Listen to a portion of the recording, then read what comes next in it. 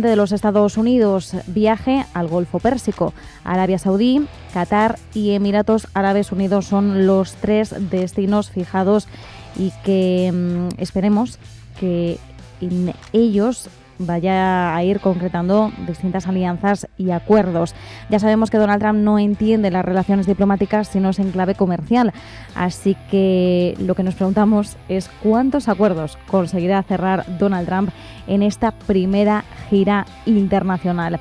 Vamos a analizar de todas formas algunos de los principales mensajes que ya ha trasladado Trump en su primer día en Riad, en Arabia Saudí, con donde ha tenido distintas reuniones de distinta índole con el príncipe heredero saudí, junto con también algunos empresarios estadounidenses de algunas de las compañías más importantes, BlackRock, Citigroup, Amazon, Uber, Nvidia, estaban entre ellos y por supuesto también Elon Musk. Vamos a hablar de todo ello con Emiliano García Coso, profesor de Derecho Internacional y Relaciones Internacionales de Comillas y CADE. Emiliano, ¿qué tal estás? Muy buenas tardes.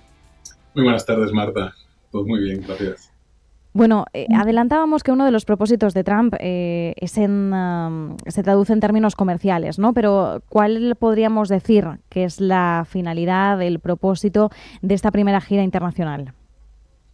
Bueno, pues ya ha conseguido su gran titular, porque si finalmente los 600.000 millones de inversión que ha conseguido, o de intercambios comerciales que ha conseguido con el Reino Alauita, se concretan realmente, pues ya puede vender que es un gran negociador.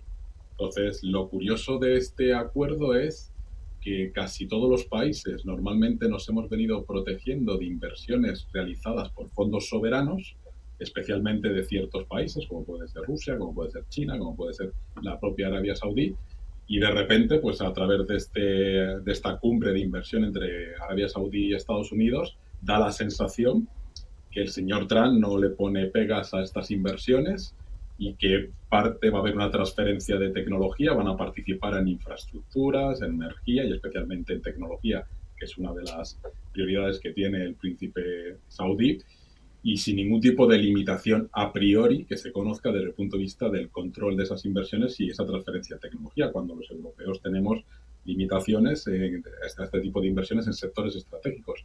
Entonces, llama poderosamente la atención. Me imagino que también otro de los grandes hitos de esta cumbre ha sido que Arabia Saudí parece, junto al apoyo de Turquía, ha conseguido que Donald Trump declare que va a levantar las sanciones económicas a Siria, lo cual pues, bueno, cambia un poco el panorama en la región, además de fortalecer a Arabia Saudí desde el punto de vista de lo que comentabas del acuerdo de 142.000 millones en materia de defensa, que es un gran acuerdo. Por cierto, una de las cuestiones también es si Arabia Saudí podría tener acceso finalmente a los cazas F-35.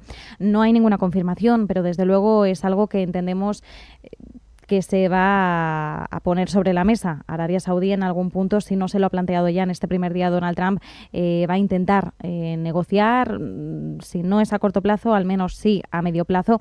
Y como decíamos al arranque del programa, esto convertiría a Arabia Saudí en el segundo país de todo ese área que tiene estos cazas, los F-35, porque por el momento quien los posee es Israel, aliado también tradicional de Estados Unidos. No sé de qué forma se podrían entorpecer algo más las relaciones entre Arabia Saudí e Israel si Trump hiciera esa concesión. Fíjate que el que no debe estar nada contento en el día de hoy, bueno, en el día de hoy desde que conoció el tour que va a hacer en 3 países árabes, digamos que no tienen relación o no tienen muy buena relación con Israel, es el señor Netanyahu. Debe estar auténticamente preocupado, primero por el acuerdo alcanzado con Arabia Saudí, aunque he de señalar que en la conferencia que ha dado en esta cumbre ha mencionado de una forma diplomática para lo que suele ser el señor Trump, que espera que Arabia Saudí se sume a los acuerdos de Abraham, que implicaría el reconocimiento de Israel por parte de Arabia Saudí, circunstancia que ya estaba, negociándose antes del ataque de Hamas del 7 de octubre. Entonces, bueno, pues parece ser que él ha dicho que siempre y cuando, midiendo los tiempos del propio Reino Alauita, es decir, pero ha dejado abierta esa posibilidad. Entonces, si consiguiera que se sumase a Arabia Saudí a estos acuerdos de Abraham, pues sería, digamos, una normalización de las relaciones con Israel y fortaleciendo a Arabia Saudí frente a Irán, que también ha tenido sus propias palabras para el régimen iraní, que o se suman a un acuerdo o que si no pues puede adoptar mayor medidas de sanción económica y mayor presión para el régimen iraní. Entonces, bueno, a ver qué pasa con esta tour que va a hacer. Y luego recordemos también que el próximo destino, Qatar le ha regalado nada más y nada menos que un Boeing de 400 millones de dólares para sustituir el Air Force One, y parece que lo va a aceptar aunque sea a nombre del Departamento de Estado. Entonces es curioso lo que se está produciendo en esa zona estratégica de Oriente Medio. Sí, desde luego, el lujoso Boeing 747-800, que además Donald Trump decía, bueno, si te ofrecen esto, ¿quién lo rechazaría? ¿No? Ha venido a decir, bueno, efectivamente, podemos entender por qué a Donald Trump le ha gustado tanto este obsequio, este regalo, para convertirse en el nuevo Air Force One, ¿no? En el nuevo avión presidencial. Y como decimos, pues al parecer sí que se ha propuesto aceptar este presente, ¿no? Esta gran donación catarí. Veremos qué es lo que ocurre, ¿no? En lo que respecta a este primer día, Emiliano, podríamos calificarlo como un éxito desde el punto de vista diplomático estadounidense. No solamente desde el punto de vista de Estados Unidos, sino también para la propia Arabia Saudí, que supone, digamos, un reforzamiento de su posición como actor internacional. Ya lo hizo designando a Arabia Saudí como centro de negociación en las conversaciones, sino que lo vuelve a reforzar dándole una capacidad de interlocución importante en el mundo árabe. Recordemos que el mundo árabe está dividido entre sunís y chiíes, los iraníes, sunís con la rama wahabita por parte de Arabia Saudí. Entonces, el hecho que Arabia Saudí haya conseguido que levante las sanciones contra Siria, pues da lugar a que Arabia Saudí empiece a ejercer un cierto liderazgo en Siria y también en su caso en Líbano, si finalmente también se produce algunas concesiones que parece que va a dar también al Líbano. Entonces, bueno, es un gran éxito para ambos lados y sobre todo un blanqueamiento. Yo no sé qué opinará Jeff Bezos, teniendo en cuenta que parece ser que el príncipe heredero fue uno de los interlocutores, vamos, no interlocutor, sino alguien que indirectamente dio alguna orden para acabar con uno de sus periodistas en Turquía.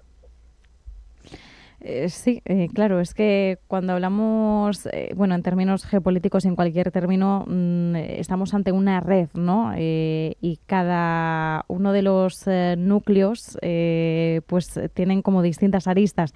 En este caso, efectivamente, está todo tan entrelazado que habrá que ver también cuáles son las respectivas reacciones tras cada uno de los acuerdos o de las alianzas que puedan tejerse en el plano de esta semana. Por lo que respecta a Arabia Saudí, por tanto, calificaríamos este primer día de éxito tanto por la parte estadounidense como por la saudita. ¿Qué podemos esperar respecto a Qatar y a Emiratos Árabes Unidos? Entendemos que también acuerdos, pero bueno, ¿cuáles son los matices importantes a vigilar en esos otros destinos? Yo creo que Arabia Saudí no estaría muy satisfecha con un acuerdo también de defensa de este nivel con Qatar, especialmente, puesto que ha habido tensiones específicas entre ambos países. Recordemos también que hay un vecino del sur, que es Yemen, con el que Arabia Saudí llevó a cabo una operación militar intentando acabar con los hutíes, en tanto cuanto estaban apoyados por Irán. Entonces, bueno, pues Qatar siempre ha acogido también a Hamas. Recordemos que parte de la dirigencia o de los directivos de Hamas o responsables de Hamas residen en Qatar y por lo tanto, bueno, pues es también una manera de blanquear a un régimen que normalmente ha sido calificado como que acogía o amparaba a grupos terroristas calificados así por el propio gobierno estadounidense. Entonces, bueno, pues si le ha regalado 400 millones, me imagino que estarán encantados también de llevar a cabo acuerdos de inversión recíproca y especialmente en Estados Unidos para que la administración Trump pueda decir que ha logrado la generación de empleo y de apertura de empresas por parte de los fondos de inversión que son estatales, es decir, que está controlado por el Estado, que es lo que más me llama la atención, habida cuenta de las limitaciones que tenemos respecto al control de sectores estratégicos por fondos soberanos para evitar esas dependencias.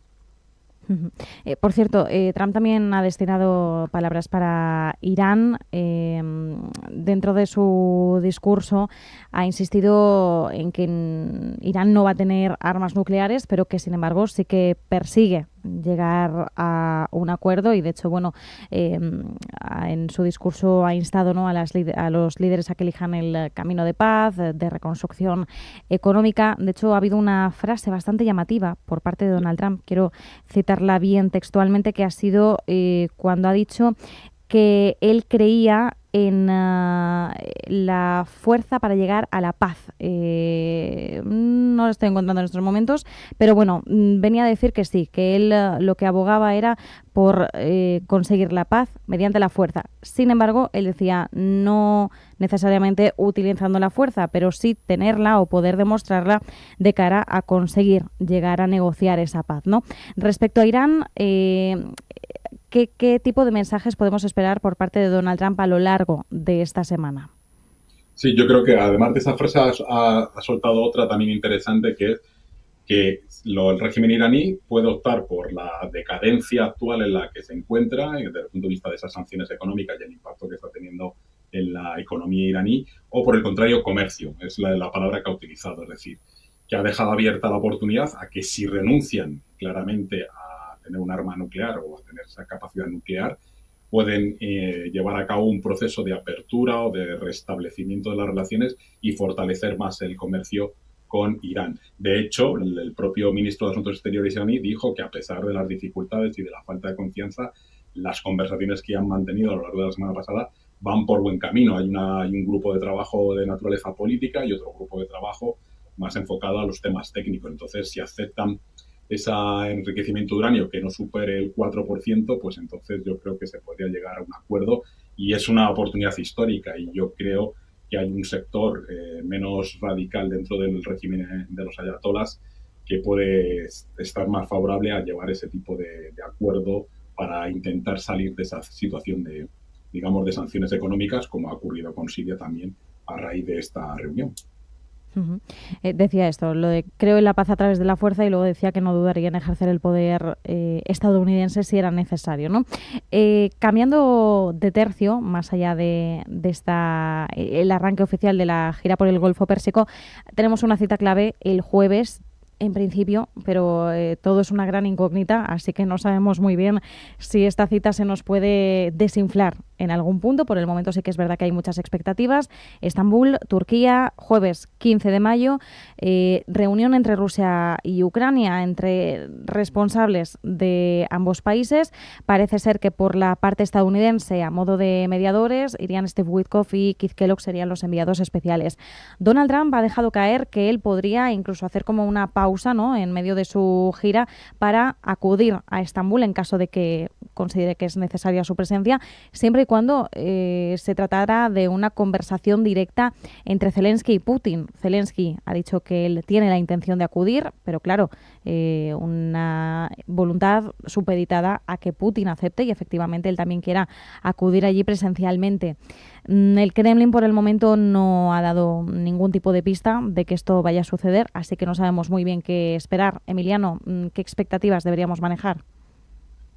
No muy optimista, es decir, quizás hay un factor interesante que es si Trump ha dejado abierta la puerta a poder acudir presencialmente, quizás estaríamos ante el primer encuentro personal entre Trump y Putin. Entonces, creo que tanto el gobierno ruso como el gobierno norteamericano están esperando a ver si primero se pronuncia el gobierno del señor Putin para confirmar la presencia de Trump. Y creo que podría ser interesante digamos, que encabezase esa primera reunión directa entre el señor Zelensky y el señor Putin, estando él, por lo menos desde el punto de vista de la fotografía, desde el punto de vista también de la noticia de que se han reunido los tres dirigentes o los tres implicados directamente en este proceso de cese el fuego, y sobre todo que implicaría que Trump podría tener la oportunidad de decir, bueno, pues si realmente quieres que yo siga moderando o mediando en este conflicto, acepta el cese el fuego por 30 días, que es lo que han pedido los europeos, que es lo que está pidiendo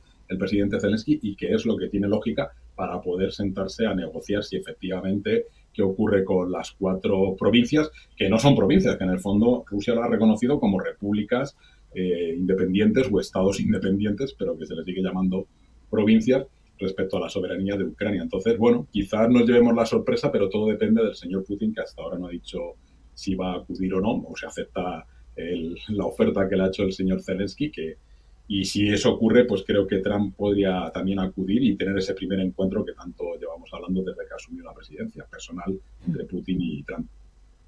¿Qué porcentaje de probabilidad, Emiliano, le damos a que realmente se produzca este encuentro? Muy bajo, muy bajo. Es decir, realmente podría ser una interesante y también desde el punto de vista de los titulares que tanto le gustan al señor Trump. Es decir, he estado en esa reunión directa entre los dos líderes enfrentados. Les he dicho que deben llevar ese cese el fuego a 30 días y han aceptado. Es decir, para el señor Trump sería un tanto único desde el punto de vista de su política de ocupar los medios de comunicación con grandes titulares de grandes logros y de su gran capacidad negociadora. Entonces, yo creo que al señor Trump le interesaría, incluso creo que Marco Rubio ha dejado caer hoy que él también puede acompañar a Witko y a Kilo. Bueno, probabilidad baja, insistimos en ello. Sin embargo, si no tuviéramos esa gran fotografía, ¿no? Trump, Zelensky, Putin, y fuera un encuentro entre los enviados especiales estadounidenses, ucranianos y rusos, ¿podríamos esperar algún tipo de avance, algo en concreto que nos hiciera pensar en que se está produciendo algún... es que, claro, decir un avance hacia un acuerdo de paz resulta incluso muy aventurado, pero ¿qué podríamos esperar realmente de un encuentro de esa talla? Yo creo que va a ser muy difícil o muy complejo el hecho que a partir del jueves podamos hablar de que hay un cese del fuego por 30 días. Porque recordemos que 4 grandes dirigentes europeos estuvieron acompañando al señor Zelensky en Kiev y lo que insistieron es en incrementar la presión de las sanciones económicas mientras Rusia no acepte ese cese el fuego por 30 días. Entonces, bueno, pues está la pelota de nuevo, sigue estando en el tejado de Putin, pero de nuevo, pues dentro de estas estrategias dilatorias que ha caracterizado los diferentes conflictos que ha tenido Rusia, pues a él no tiene ningún interés en aceptar esa oferta, salvo que el señor Trump realmente se plantara y, junto a los europeos, volviese a incrementar la presión de las sanciones económicas y, en su caso, también no darle cobertura internacional o no darle cierto amparo internacional. Por resumir también un poquito más, entre las expectativas, bueno, Zelensky ya ha dicho que lo que ocurre en realidad es que Putin tiene miedo de negociar directamente con él, un intento, ¿no?, de alguna forma por provocar o no sé si agitar para conseguir algún tipo de reacción por parte del Kremlin. La comunidad internacional, incluso el propio Donald Trump, insistimos, ven con buenos ojos que se produzca este primer encuentro.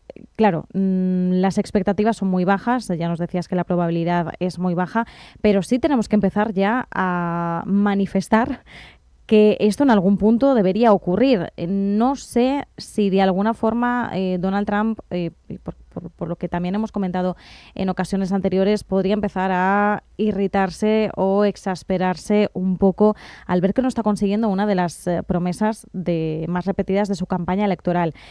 ¿Podríamos esperar que Donald Trump empiece a meter presión ahora que parece que se está apaciguando un poquito más el lado comercial con la relajación de aranceles, o al menos las treguas, pausas que tenemos en camino? No sé, ¿podría volver a dirigir el foco con mayor presión sobre el fin de la guerra en Ucrania? Sí, yo creo que uno de sus principales objetivos, habida cuenta de sus promesas electorales, es vender y, en su caso, mostrar a sus votantes que ha sido el conseguidor de ese cese el fuego entre ambos países, pero realmente lo tiene muy complicado. Entonces, si Putin no acepta el cese el fuego, si no acepta tampoco una negociación directa y sigue dando largas, pues llegará un momento en que el señor Trump tendrá que reaccionar y establecer un incremento de la presión. ¿Qué es lo que ocurre? Que Putin, yo creo que por muchas más sanciones económicas que pongamos, pues teniendo a China, teniendo a India, pues por la parte económica le vamos a hacer poco daño, sinceramente. Entonces, no tiene ninguna prisa y es un tema de agotamiento y de capacidad militar frente a la capacidad que tiene Ucrania, salvo que haya un cambio de total y realmente Alemania proporcione Taurus, Estados Unidos vuelva a proporcionar una ayuda militar constante y de inteligencia también para tratar de mantener el frente, digamos, congelado en el tiempo y en el espacio hasta ver qué ocurre entre ambos países. Por cierto, un último apunte. Esto es relevante, merece la pena reseñarlo. Trump se espera que asista a la cumbre de la OTAN en junio, el 24 y 25 de junio.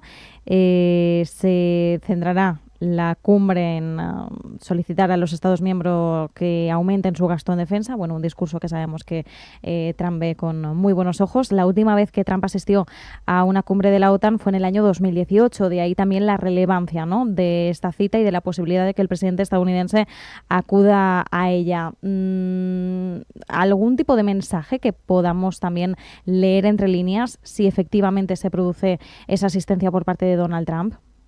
Bueno, yo creo, puede haber un mensaje positivo o uno negativo. El positivo es que simplemente para darse un baño de multitudes y decir que gracias a su presión y a su capacidad de diplomacia transaccional ha logrado que los socios europeos incrementen considerablemente el gasto en defensa de sus respectivos PIBs, cosa que es cierta, en cierta manera, menos algunos, como es el caso de España.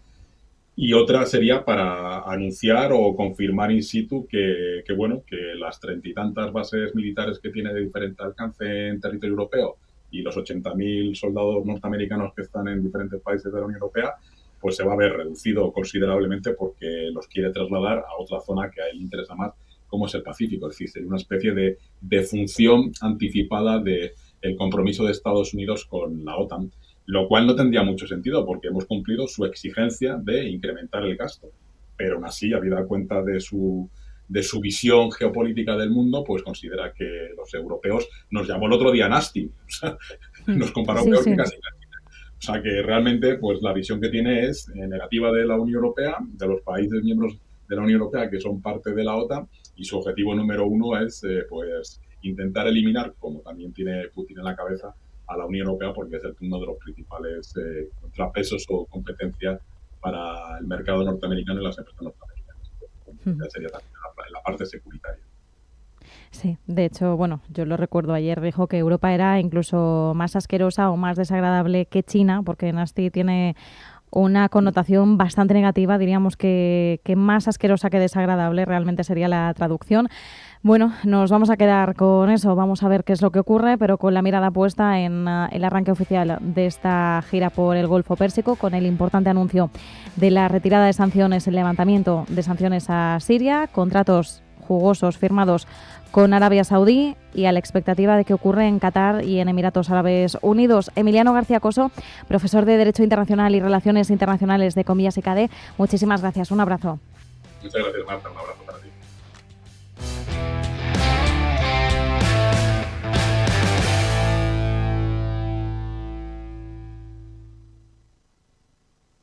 Si eres una agencia inmobiliaria y quieres incrementar el número de operaciones de alquiler, entra en plandeprotecciondealquiler.com, la única plataforma especialista en la gestión de garantía de alquiler a través de profesionales inmobiliarios. Si eres un propietario inversor y quieres garantizar la rentabilidad de tu alquiler, plandeprotecciondealquiler.com, con el respaldo asegurador de compañías de primer nivel inscritas y supervisadas por la DGS.